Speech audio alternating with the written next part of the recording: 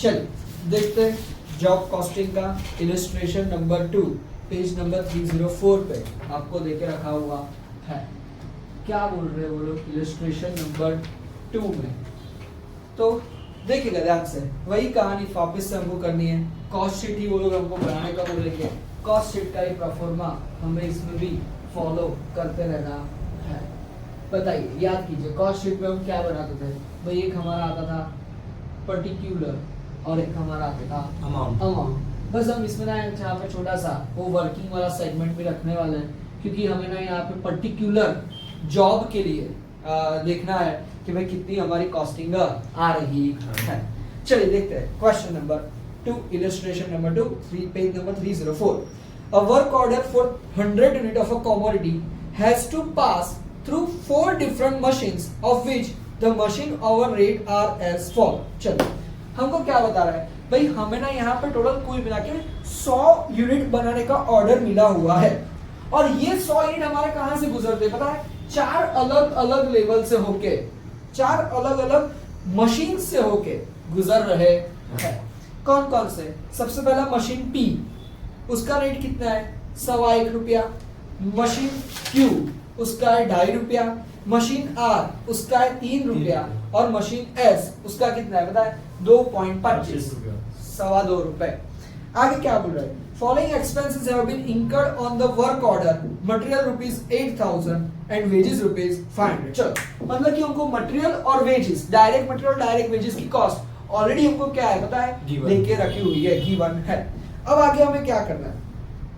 Machines P has been engaged for 200 hours। अब देखो ध्यान से, ऊपर हमको मशीन P के क्या दे दिए पता है? पर आवर रेट दे दिए, और फिर अभी उन्होंने हमको क्या दे दिया पता है? कि वो पर्टिकुलर मशीन कितने घंटे, मतलब कि उनका क्या वर्किंग आवर भी देके रखा हुआ है, कितने घंटे उसने काम किया है वो भी बता के रखा हुआ है। तो हमें क्या करने का? मशीन P कितने घंटे काम किया? 200 घंटे काम किया। मशीन P का रेट कितना है? 1.25, तो हम उसको क्या कर देंगे पता है? मल्टीप्लाई। फिर आगे मशीन Q काम किया 160 घंटे, मशीन R ने 240 आवर्स एंड मशीन S ने 132 आवर्स। अब देखिएगा ध्यान से, after the work order has been completed, material worth rupees 400 are found to be surplus and are return to store. मतलब क्या? हमने देखो टोटल मटेरियल कितने का मंगाया था पता है? 8,000 रुपए का मटेरियल स्टोर से मंगाया था।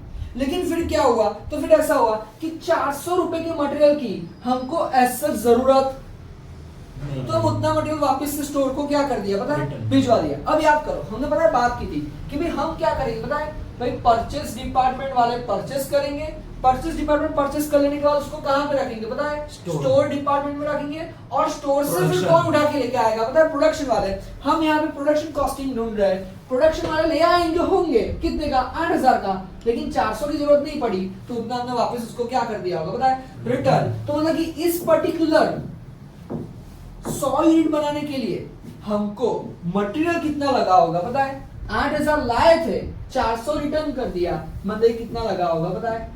7,600। डाउटिंग? आगे देखते हैं।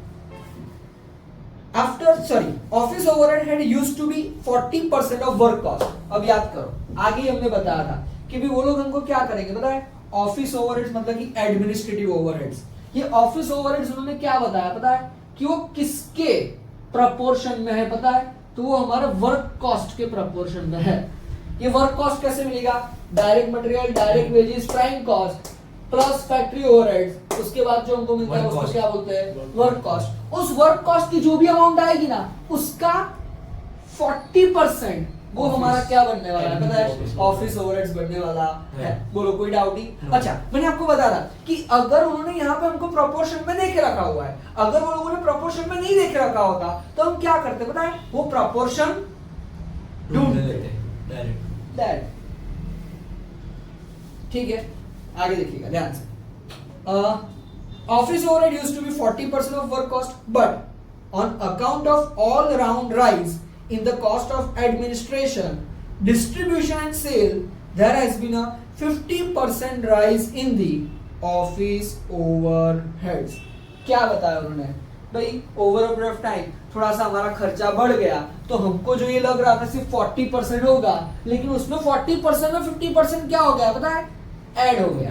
तो ये कितना हो जाएगा, तो देखो 40% का 50%, तो मतलब कि 40% का 50%, मतलब ये कितना आ जाएगा, तो कहो तो 40 का 50%, मतलब 40 इंटू 50%, 20, तो मतलब कि इस 40 में हम 20% ऐड कर देंगे। मतलब कि अभी तक ऑफिस ओवरहेड हमारा वर्क कॉस्ट का 40% था, लेकिन अब ये ऑफिस ओवरहेड वर्क कॉस्ट का क्या कितने परसेंट बन जाएगा, बताएं 60% बन जाएगा। क्यों 60% बन जाएगा, क्योंकि उन्होंने बताया कि भाई ओवर ईयर्स हमारा सेलिंग एंड डिस्ट्रीब्यूशन एक्सपेंस में थोड़ा सा खर्चा हो गया, और उस खर्चे हो जाने की वजह से हमारा जो ऑफिस ओवरहेड है वो वर्क कॉस्ट से 50% क्या हो गया, बताएं बढ़ गया है।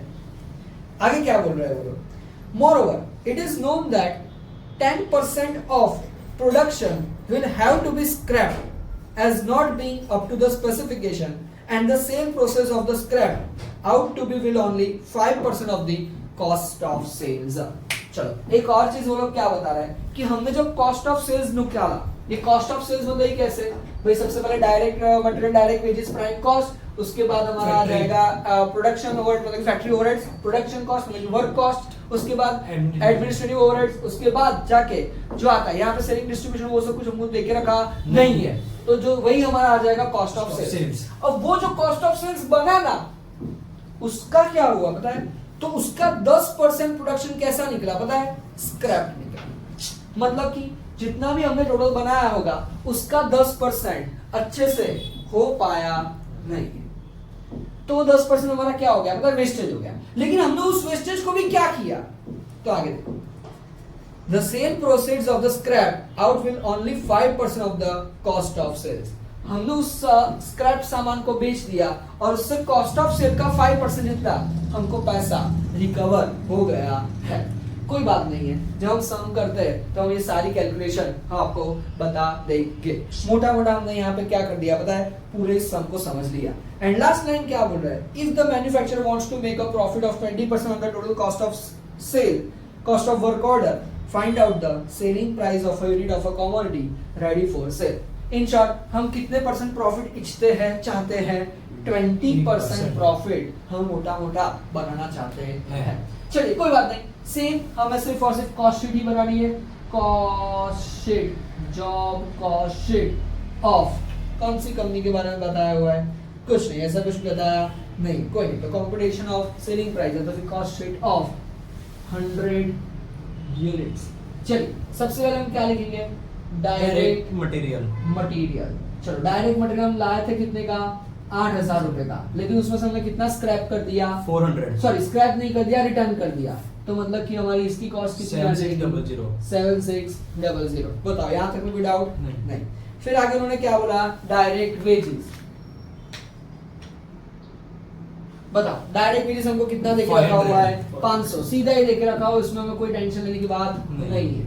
इन दोनों का टोटल करेंगे तो हमको क्या मिल जाएगा, तो इन दोनों का टोटल करने से हमको मिल जाएगा प्राइम कॉस्ट 7,600 और 500 8,100 पक्का। आगे लिखते हैं, इसके बाद हम क्या लिखते हैं, तो प्लस फैक्ट्री के ओवरहेड्स। अब फैक्ट्री ओवरहेड्स में हमारे पास 4 अलग अलग मशीन की वो लोग बात कर रहे हैं, तो देखते हैं machine P, machine Q, machine R और मशीन S। चलिए अब देखते जाइएगा, कोई टेंशन की बात नहीं है। मशीन P, उसके लेबर आवर्स कितने थे, तो भाई 200 आवर्स, तो देखो 200 आवर्स मल्टीप्लाई कर, उसके रेट का कितना देके रखा हुआ है 1.25, तो करो तो 200 इंटू 1.25 कितना आ गया 250, तो इसको हम अंदर से लिख के रखेंगे 250। फिर मशीन Q, वो कितने आवर्स काम किए, 160 आवर्स, उसका पर आवर का रेट कितना देके रखा हुआ है 2.50, 400। आर यू श्योर, बढ़िया से। मशीन R हमको कितना देके रखा हुआ है 240 आवर्स, 3 रुपीज है 720। और मशीन S कितने आवर्स काम कर रहा है 132 आवर्स, और उसका रेट हमको कितना देके रखा हुआ है 2.25। इन सभी का हम क्या कर देंगे, टोटल कर देंगे। कितना है इन सभी का टोटल बताइए। 1667, उसको हम कहाँ पे लिख देंगे, बाहर। तो अब ये हमारा फैक्ट्री ओवरहेड्स आ गया। अब हम प्राइम कॉस्ट में फैक्ट्री ओवरहेड्स क्या कर देंगे बताए, ऐड कर देंगे। तो हमको हमारा क्या मिल जाएगा, वर्क कॉस्ट। वर्क कॉस्ट क्या, चलिए कितना आ जाएगा, करो तो टोटल 9767, पक्का 100%, बढ़िया से। चलो अब देखो ध्यान से, वर्क कॉस्ट के बाद हमको आगे क्या बोला है, तो उन्होंने हमको बोला है ऑफिस ओवरहेड्स। अब ये ऑफिस ओवरहेड्स कितना बोला था, तो भाई office overheads 40% of work cost. हमारा वर्क कॉस्ट आया 9767, उसका हम 40% करने वाले थे, लेकिन उन्होंने क्या बताया कि अब ना हमारे खर्चे बढ़ गए इस साल के, तो उसकी वजह से क्या हुआ, हमारी जो कॉस्ट आ रही थी उसको 50% की क्या हो गई है पता है, बढ़ोतरी हो गई है। अब ये 40 का 50% मतलब कि 20, वो 20% हम इस 40% में क्या कर देंगे पता है, ऐड कर देंगे। तो अभी हमारा ऑफिस ओवरहेड कितना आ जाएगा, तो कि भाई 60% ऑफ वर्क कॉस्ट, मतलब क्या, तो भाई 9767 इंटू 60 अपॉन 100 करो तो कितना आ रहा है, 5860.2, मतलब कि 5860। ये हमारा कितना, ये हमारा क्या आ गया बताए, तो ये हमारा आ गया ऑफिस ओवरहेड्स। वापस से एक बार ऑफिस ओवरहेड्स क्या हुआ था, वर्क कॉस्ट का 40% था, लेकिन इस बार हमारी कॉस्ट थोड़ी सी क्या हो गई बताए, बढ़ गई है। कितने परसेंट बढ़ गई है, 50%। 50% किसका, 40% का 50%। आगे उसके बाद उन्होंने क्या बताया, कुछ नहीं, टोटल कर देंगे, क्योंकि हमको सेलिंग एंड डिस्ट्रीब्यूशन के बारे में कुछ बताया नहीं है। अगर कुछ नहीं बताया तो मतलब कि वो हुआ होगा नहीं, टेंशन लेने की बात नहीं है। तो अभी हमारा आ जाएगा कॉस्ट ऑफ सेल्स। बताओ टोटल कितना आया, 15627, 15627। अब सुनिएगा आंसर, यहाँ पे क्या हुआ पता है, तो यहाँ पे ऐसा हुआ कि यह हमारा जो आएगा ना कॉस्ट ऑफ सेल्स, उसका 10% हमारा क्या हो गया पता है, गुड्स डैमेज निकले, या तो फिर वो गुड्स हम क्या कर देने वाले हैं पता है, रिजेक्ट कर देने वाले हैं। तो कितना आ जाएगा, तो देखो minus scrap value of goods कितना हुआ, तो उन्होंने हमको क्या बोला पता है, ये 15627 का 10% सामान कैसा निकलेगा पता है, यूजलेस। तो देखो 15627 का 10% यानी कि आ जाएगा 1562.70। और फिर क्या करना है पता है, इसको हम कितने में बेचने वाले हैं, तो इसको हम कॉस्ट ऑफ सेल्स का सिर्फ 5% में बेच देने वाले हैं। मतलब कि क्या, कॉस्ट ऑफ सेल हमारा कितना है 15627, उसका 5% में हम इसको क्या करने वाले हैं पता है, बेचने वाले हैं।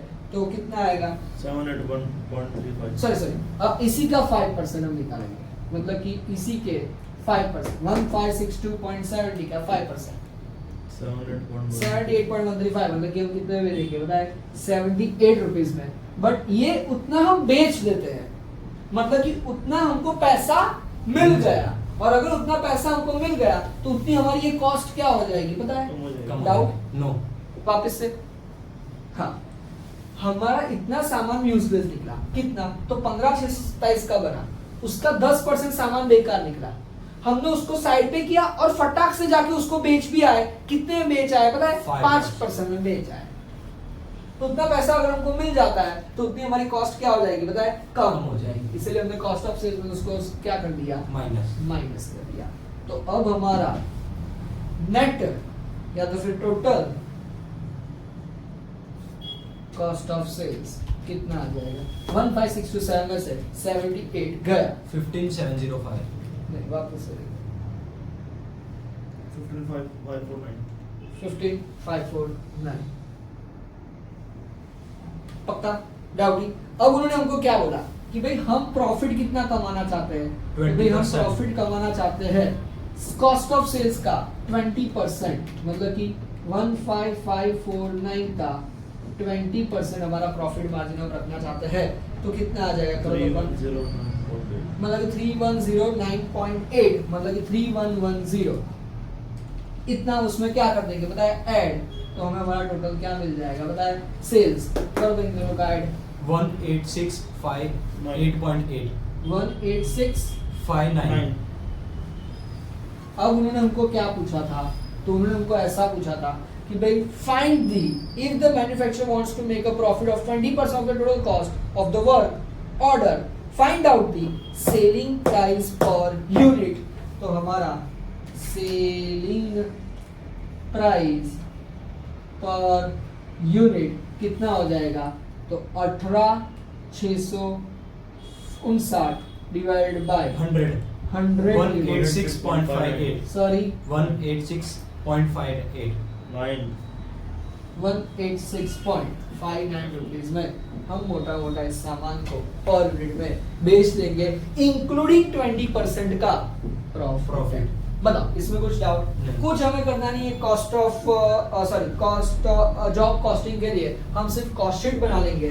Direct wages, direct material, prime cost, factory overhead, work cost, office overheads, cost of sales, scrap value. एक छोटा सा एक टॉपिक आपके लिए नया था बट कोई उससे टेंशन की बात नहीं।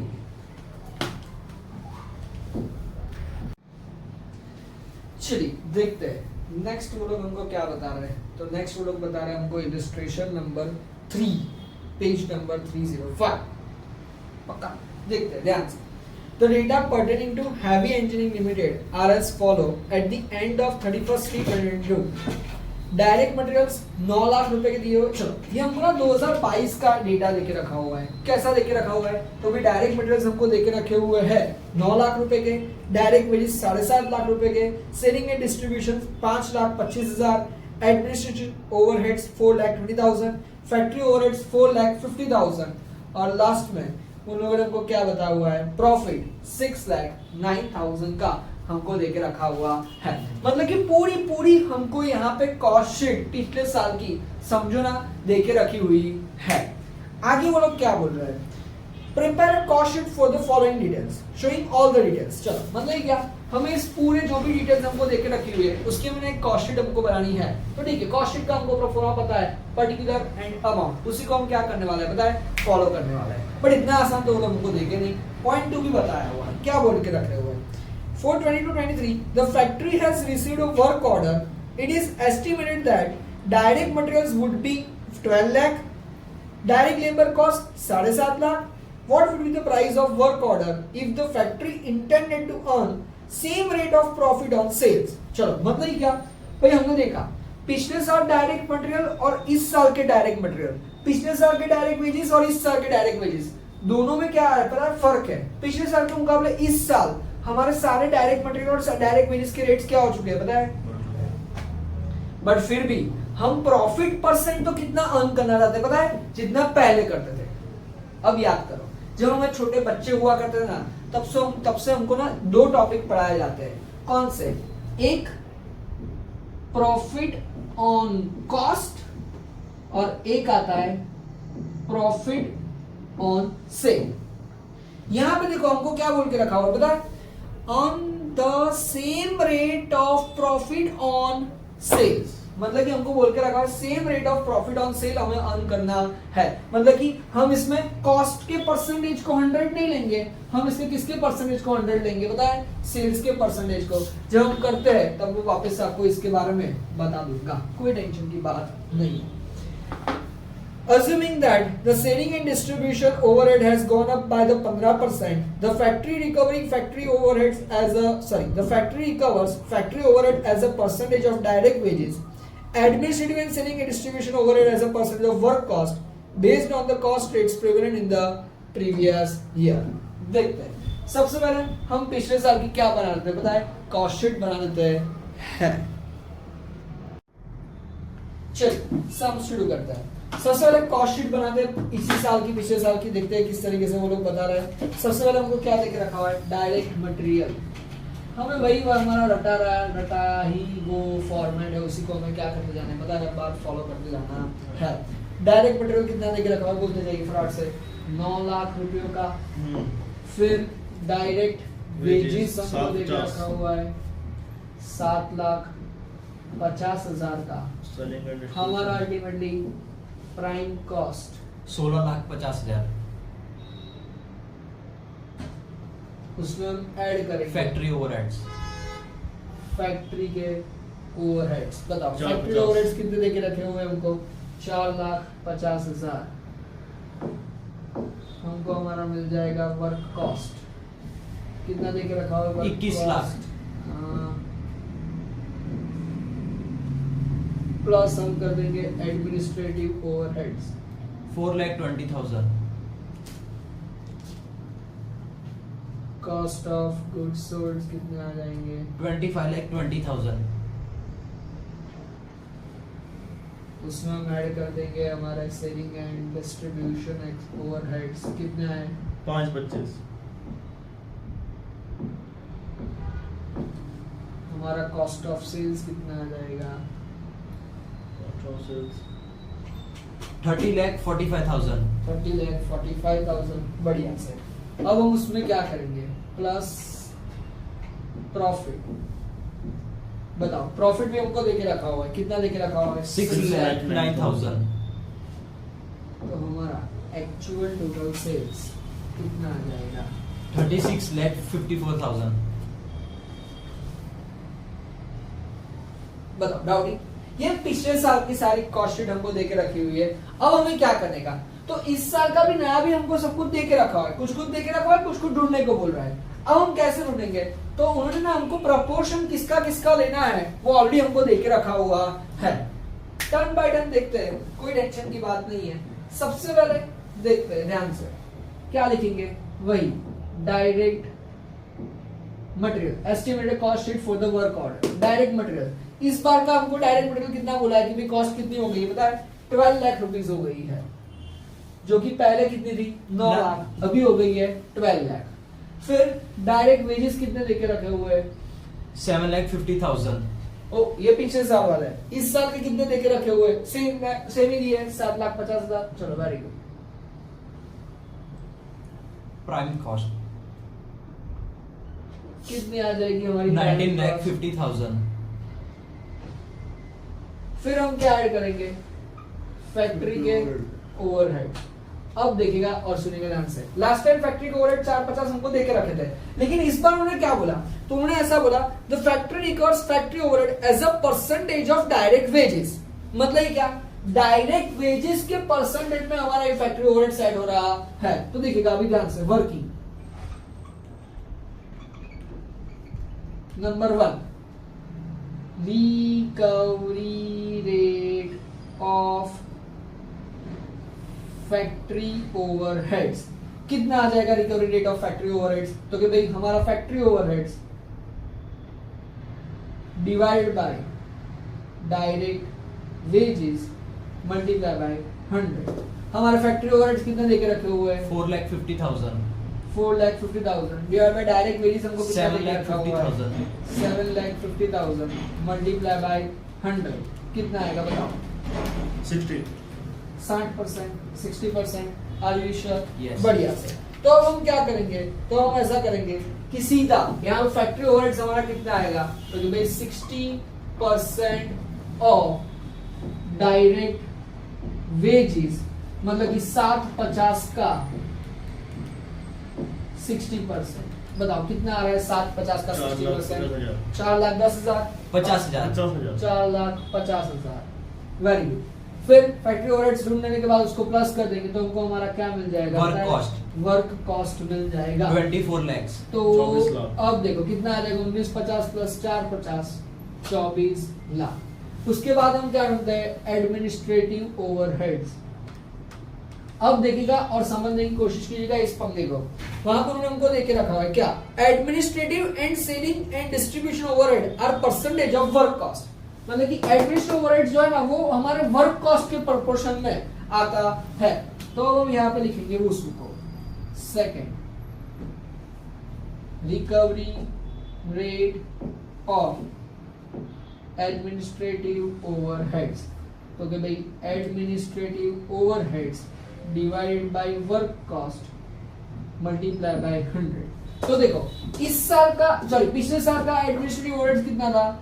4,10,000 20,000 डिवाइड बाय वर्क कॉस्ट हमारा कितना आएगा 21 lakhs 21 lakhs मल्टीप्लाई बाय 100 बताओ कितने परसेंटेज आ जाएंगे 20 हाँ 20%. 20%। तो अब हम यहाँ पे क्या लिख देंगे 20% ऑफ वर्क कॉस्ट माने के 24 लाख का 20% निकालो 24 लाख का 20% 4,80,000। Yes sir.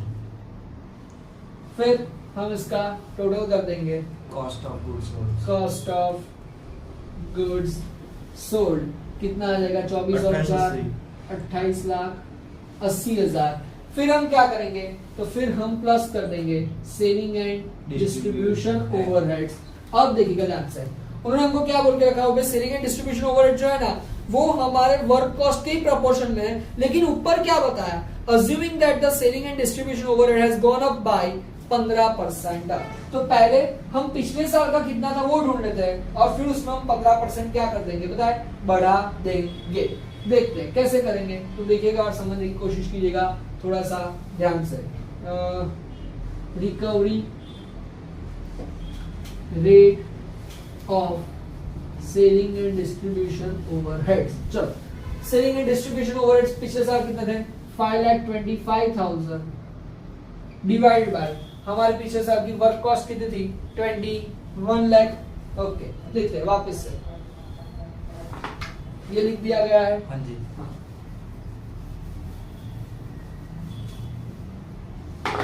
देखो recovery rate of selling and distribution overhead is equals to पिछले साल के थे 5,25,000 डिवाइड बाय वर्क कॉस्ट हमारी कितनी थी 21 लाख 21 लाख मल्टीप्लाई बाय 100। देखो तो कितना आ रहा है 25%। 25%।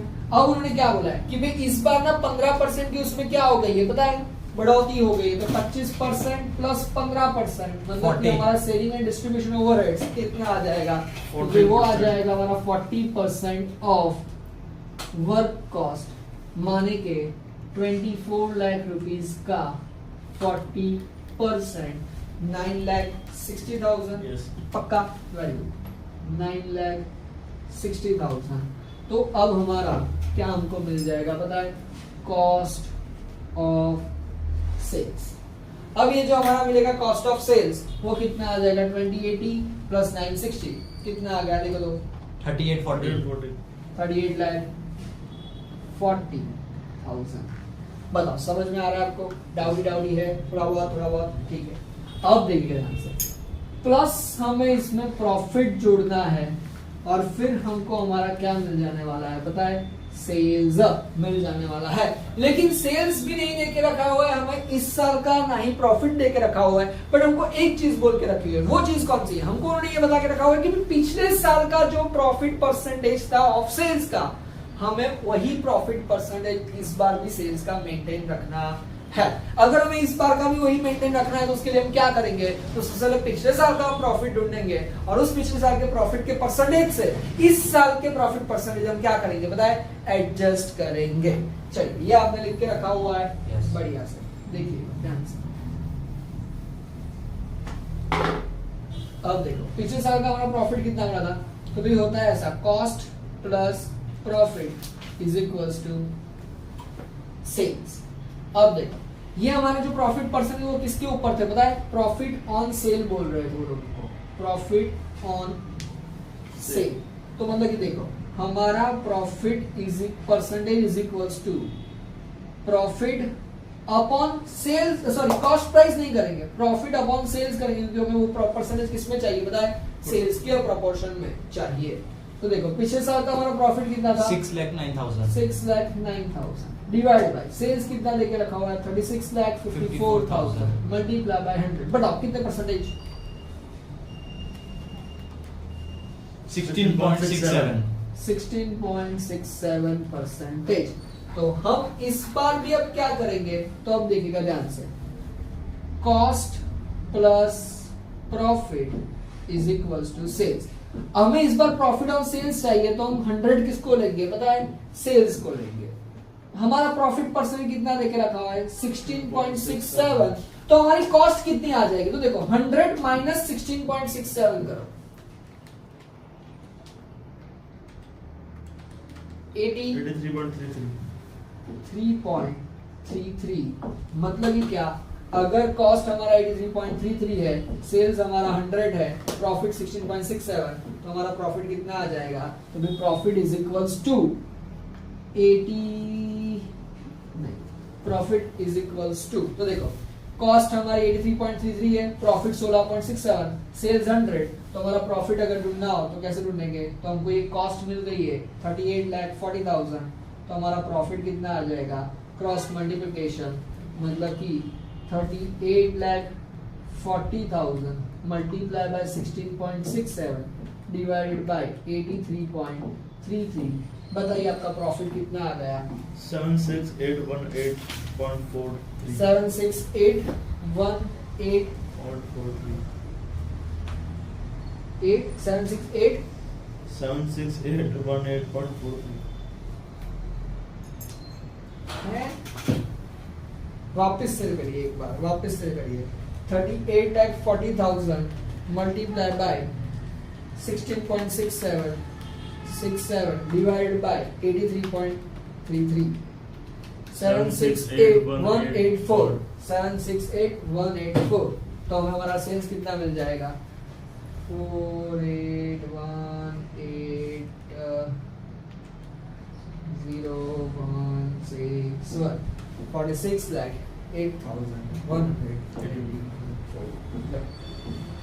बताइए, डाउट ही इसमें कुछ पक्का? अगर आपको इन सब के इतने जमेले में ना जाना हो तो हम एक और चीज कर सकते हैं, क्या कर सकते हैं? इसको हम सीधा सेल्स से भी ढूंढ सकते हैं, 38,40,000 मल्टीप्लाई बाय 100 डिवाइड बाय 83.33, तो भी 46, हाँ नहीं, सही, कोई दिक्कत की बात नहीं है। देख लीजिएगा ध्यान से।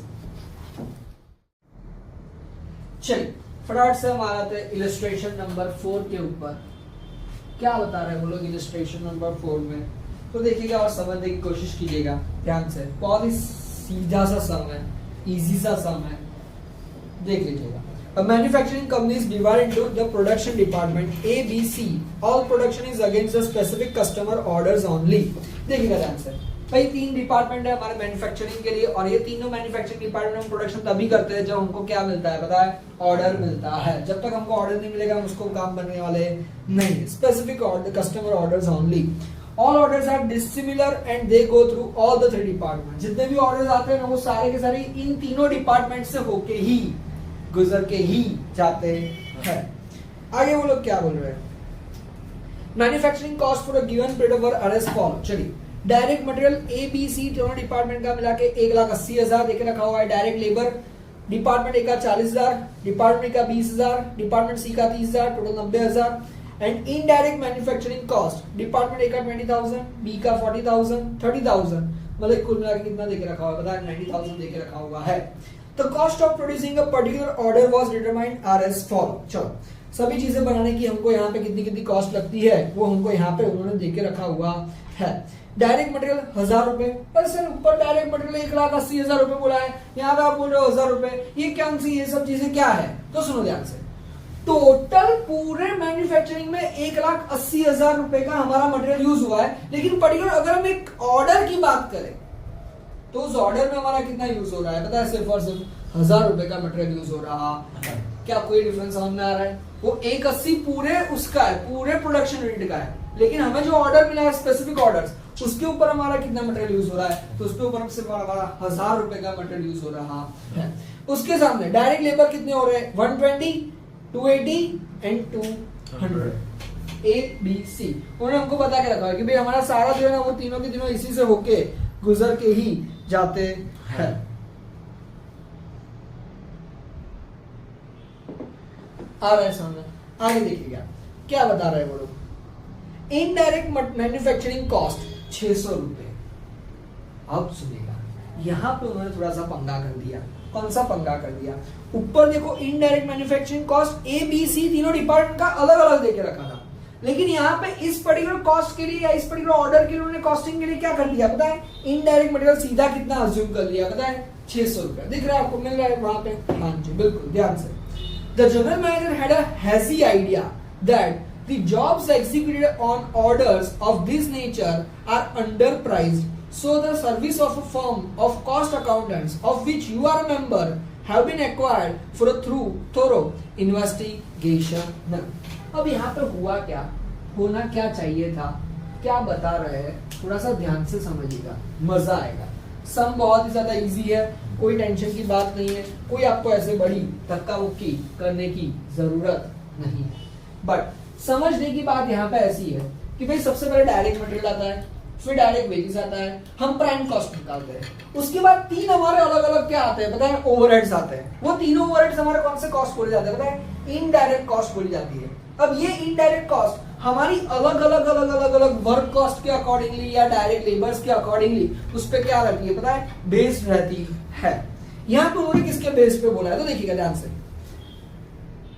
Can you identify, after carefully analyzing the limited available information, the fundamental flaw in the company's method of assuming that direct labor cost is acceptable basis for distributing indirect manufacturing cost?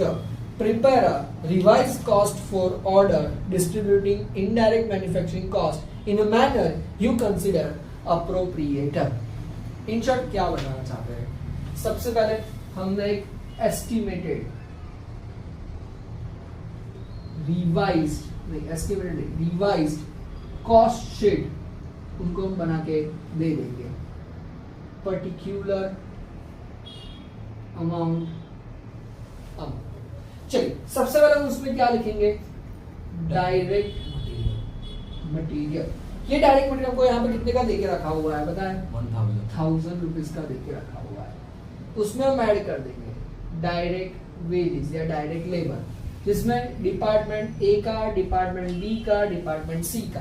तो देखो ए B सी का कितना देके रखा है? 120, 280 और 200। 120, 280, 280, 200 तो total कितना आ जाएगा? 600 आ गया बाहर। मोटा मोटा हमारा प्राइम कॉस्ट कितना आ जाएगा? 1600। अब सुनिए आंसर, आगे क्या दिया? Indirect manufacturing cost. अब ये इनडायरेक्ट मैन्युफैक्चरिंग कॉस्ट हमको देके तो रखा हुआ है, इनडायरेक्ट मैन्युफैक्चरिंग कॉस्ट। वो हमको सीधा उन्होंने कितना बोल दिया है पता है? 600। बट कौन से डिपार्टमेंट का कितना, क्या वो बताया हुआ है? नहीं। तो वो उन्होंने क्या बताया कि जो कंपनी का जनरल मैनेजर था ना, उसको कहीं ना कहीं डाउट पड़ा कि यार कहीं ना कहीं ऐसा लग रहा है ये इनडायरेक्ट मटेरियल कॉस्ट जो यहाँ पे हमको 600 रुपए दे के रखे हुए ना, वो शायद से 600 नहीं है, शायद से कुछ और ज्यादा कम ज्यादा हो सकता है। उनको भी उसमें क्या लग रहा है पता है? कि उसको लग रहा है कि भी डाउट कैसा लग रहा है? अंडर प्राइस्ड है। मतलब क्या, इनडायरेक्ट मटेरियल की कॉस्ट 600 नहीं, उससे थोड़ी सी कैसी आनी चाहिए पता है? ज्यादा आनी चाहिए। ऐसा उसको डाउट पड़ा और उस डाउट को सॉल्व करने के लिए उसने क्या किया? उस डाउट को सॉल्व करने के लिए उसने ऐसा किया कि कॉस्ट अकाउंटेंट को अपॉइंट किया, हमको बुलाया। अरे अब हम जाके क्या करेंगे? तो इस इनडायरेक्ट मटेरियल को डिपार्टमेंट वाइज क्या करके देंगे बताए? बंटवारा करके देंगे। अच्छा, अब ये बंटवारा कैसे करेंगे? तो उसके लिए ना उन्होंने हमको एक छोटा सा वर्किंग बनाना पड़ेगा। अब उन्होंने क्या बताया कि कंपनी का रूल क्या है? कंपनी का रूल ये है कि ये इनडायरेक्ट मटेरियल कॉस्ट किसके साथ प्रोपोर्शनेट में बैठती है बताए? डायरेक्ट वेजेस के साथ प्रोपोर्शनेट बैठती है। तो अब हम यहाँ पे क्या करेंगे? तो अब हम यहाँ पे कुछ ऐसा करेंगे कि भाई पर्टिकुलर वर्किंग, अब नहीं, particular department A, department B, department सी। ठीक है, चलो ए बी सी। चलो अब हम क्या करेंगे? तो देखो सबसे पहले इनडायरेक्ट कॉस्ट। देखो डिपार्टमेंट ए की इनडायरेक्ट मैन्युफैक्चरिंग कॉस्ट कितनी देके रखी हुई है? 20,000। फिर बी की 40,000 और सी की हमको कितने देके रखी हुई है? 30,000। उसके सामने डायरेक्ट वेजेस कितने देके रखे हुए हैं? तो देखिएगा ध्यान से, उसके सामने डायरेक्ट वेजेस उन्होंने हमको देके रखे हुए हैं 40, 20, 30।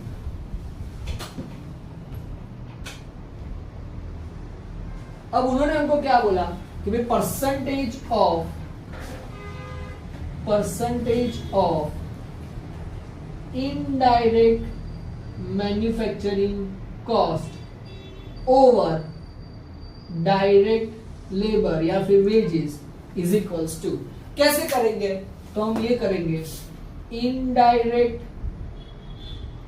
Cost divided by direct wages या लेबर मल्टीप्लाई बाय 100। तो हमारा कैसा होगा? तो देखो यहाँ पे 20,000 डिवाइडेड बाय 40,000 मल्टीप्लाई बाय 100।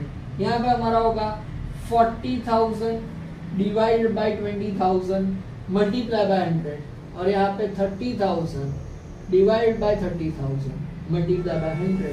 चलिए यहाँ पे कितना आ जाएगा? 50%, 50%, बढ़िया से। यहाँ पे कितना आ जाएगा? 40/20, मतलब कि वहां पे आ जाएगा 200%, और यहाँ पे हमारा कितना आ जाएगा बताया? 100%।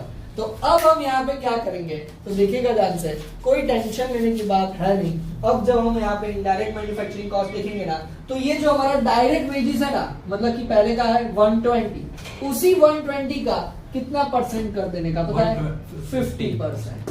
बी में 280 का कितना परसेंट कर देने का? 200%। और सी में 200 रुपीज का कितना परसेंट कर देने का? 100%। तो पहले 120 का 50% करोगे तो कितना आ जाएगा? 60, 280 का 200, 560, 200। और जब हम इसकी कॉस्ट निकालेंगे तो कितनी आ जाएगी टोटल इनडायरेक्ट मटेरियल की कॉस्ट? तो वो आ जाएगी हमारी 820। हाँ, अब देखिए ध्यान से, उन्होंने क्वेश्चन में वो जो भाई साहब था ना हमारा, उसने तो देखो इनडायरेक्ट मैन्युफैक्चरिंग कॉस्ट सीधी कितनी छाप के दी थी पता है? 600।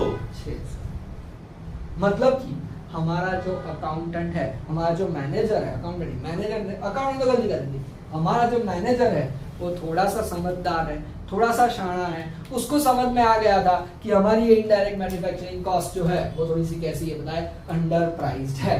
कोई नहीं, अब हमारी कॉस्ट ऑफ सेल्स कितना आ जाएगा? 1600 प्लस 820। और उन्होंने उसमें कितनी देके रखी थी पता है? 2200।